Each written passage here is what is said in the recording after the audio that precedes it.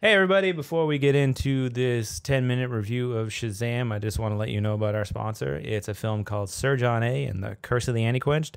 It stars John Dunsworth from Trailer Park Boys. He does the voice of Sir John A.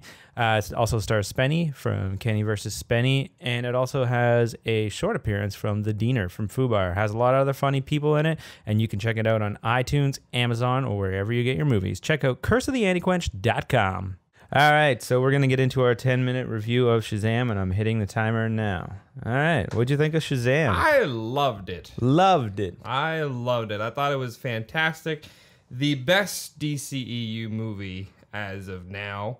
I know it's not really like the new part of the whole thing. They're going to bring it together. They're going to be like, oh, he's too good. We have to bring him in, do like a Justice League of America thing or something. I really love the humor. I love the even the connection that you know, the big connection. Yeah. To it, like, you know, I mean, if you're gonna do a movie like this or based on a character, and if there's a very big vibe to it, and they even play off of that. You love Tom Hanks, so I do love Tom Hanks. So I wouldn't, yeah. Yeah. Yeah, I loved it too. I thought it was great. It had a lot of great elements. I will say one thing. I'll tell you my beef with it just to start. Okay. The start where Mark Strong's character, when he's like a kid and he's driving in that car, you know, with Lex Luthor's dad. Yeah, the guy I saw, John Glover, I saw at that Comic-Con. He actually mentioned at the Comic-Con he's going to be in a new movie that he can't mention. Well, there you go. It was Shazam. Anyway, so like when John Glover's like dying on the ground and he's like all bloody and stuff, and he's like, "This is your fault." That was a little much for me. I was like, really? I don't know. It's like, that was a little too much. Was it just me, or like I thought that kid was adopted? Who, Billy Batson or the? No, the kid, the Mark Strong. He looked off than like from everybody else. You know what I mean? I'm like that kid does not come from like those two. I don't know. To me, it threw me off. I'm like, is he adopted? Is he part of a group home? Like, I didn't know that story.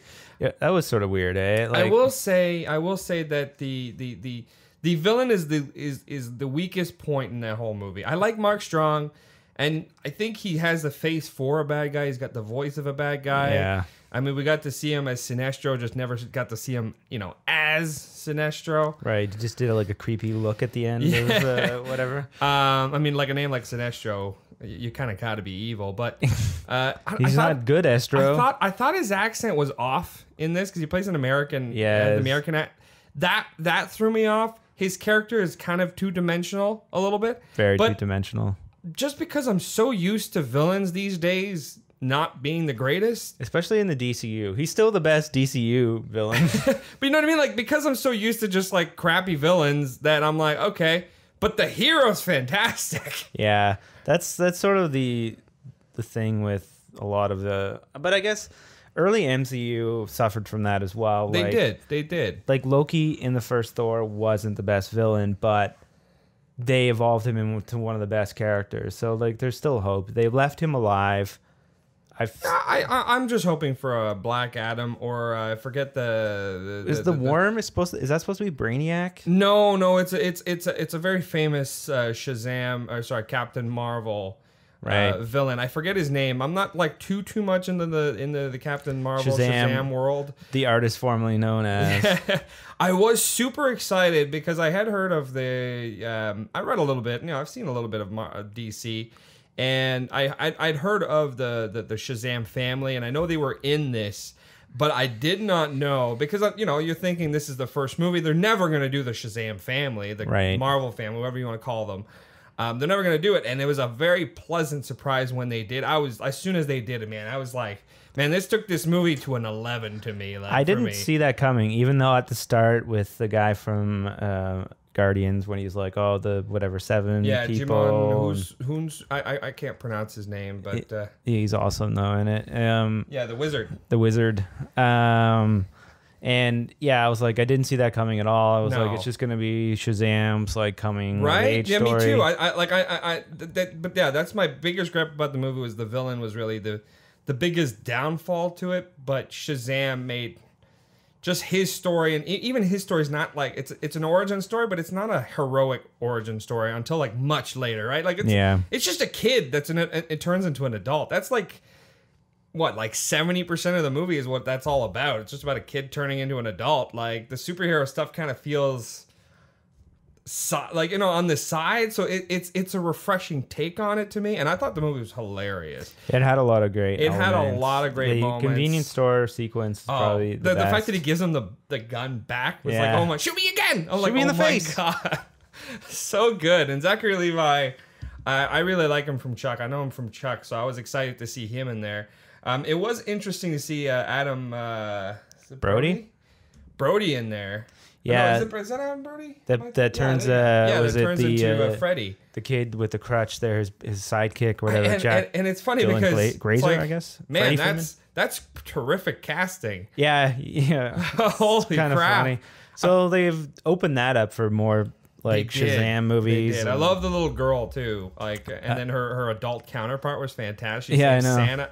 There's just, to me, there was so many good moments. The Santa gag was pretty good. The Santa gag. The Christmas theme really worked in that respect. I will say, though, the other thing, you could really tell that guy was not from Philadelphia and from Toronto because they filmed it in Toronto. Yeah. I didn't notice. I don't really know the difference between Philadelphia and Toronto.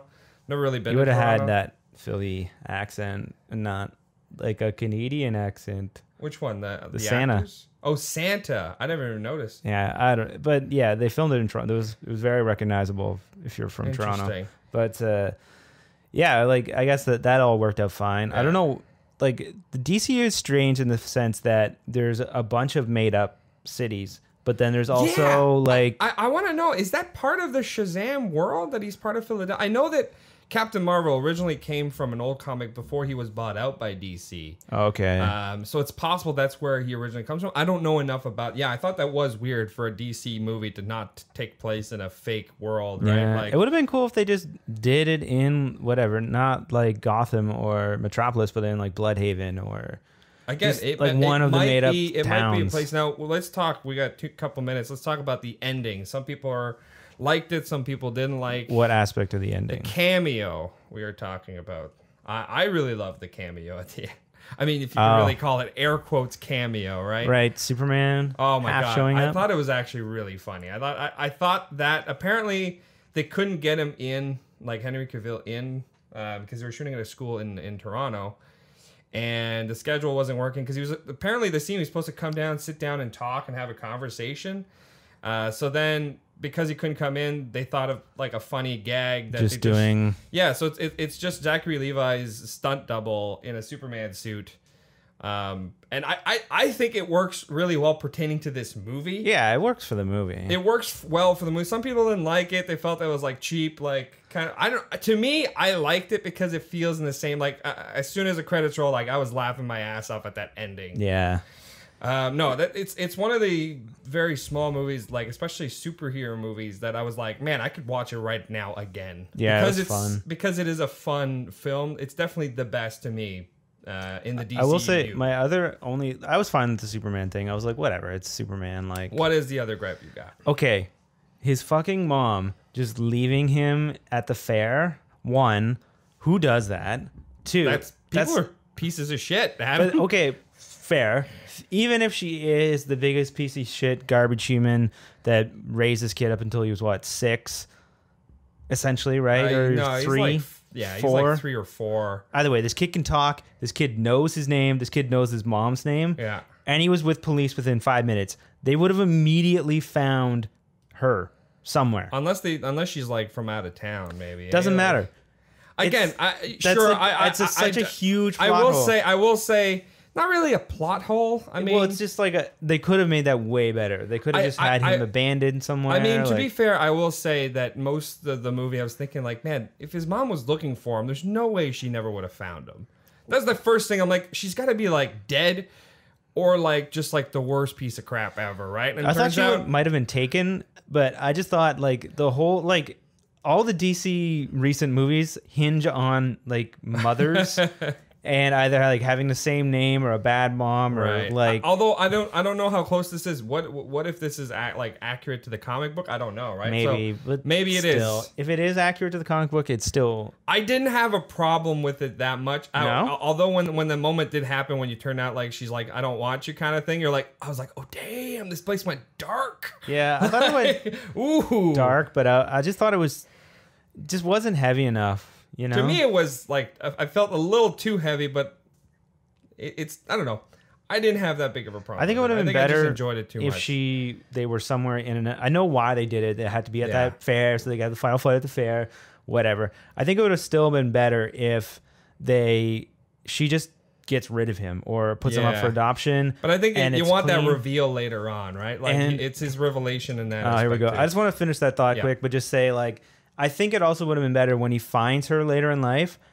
Like she's poor and she's not doing well and whatever. I think that's too easy. It's too like on the nose. I think if she would have had a full on family and she has a son, that's even harder hitting, right? yeah, she's doing well. It was a happy, smiling family that he couldn't be part of. I think that would hit home that even harder. Like, oh, sorry, we didn't want you as part of this. I will say happy, say family. that's a better idea, but who's to say that was accurate to the comics? We don't Maybe, know. but You're right. No, I agree with you, Adam. But yeah, good movie. We both enjoyed very it. much enjoyed it. Still has problem with it, but how many movies are perfect? There's not that many. Yeah, liked it. Go see it, and if you're watching this or listening to this and you haven't even seen it, well, we kind of ruined a few things, so Fucked we it up shouldn't have for done you. that. All right. That's it, man. Game over, man. Game over. Thanks for listening. Be sure to subscribe, rate, and review the podcast. And be sure to follow us on Twitter at Lost Commentary, on Instagram at Raiders of the Lost Commentary, and like us on Facebook. I'll be back.